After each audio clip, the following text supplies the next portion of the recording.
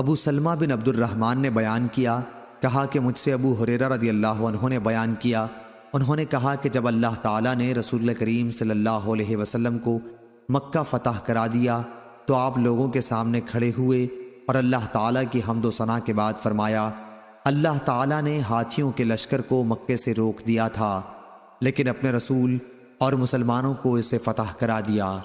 دیکھو، یہ مکہ مجھ سے پہلے کسی کے لیے حلال نہیں ہوا تھا، یعنی وہاں لڑنا، اور میرے لیے صرف دن کے تھوڑے سے حصے میں درست ہوا، اب میرے بعد کسی کے لیے درست نہیں ہوگا، پس اس کے شکار نہ چھیڑے جائیں اور نہ اس کے کانٹے کاٹے جائیں۔ یہاں کی گری ہوئی چیز صرف اسی کے لیے حلال ہوگی جو اس کا اعلان کرے۔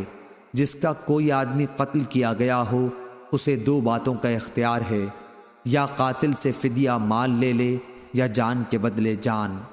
حضرت عباس رضی اللہ عنہ نے کہا، یا رسول اللہ صلی اللہ علیہ وسلم، اذخر کاٹنے کی اجازت ہو، کیونکہ ہم اسے اپنی قبروں اور گھروں میں استعمال کرتے ہیں۔ تو آپ صلی اللہ علیہ وسلم نے فرمایا کہ اچھا، اذخر کاٹنے کی اجازت ہے۔ پھر ابو شاہ یمن کے ایک صحابی نے کھڑے ہو کر کہا، یا رسول اللہ، میرے لیے یہ خطبہ لکھوا دیجئے۔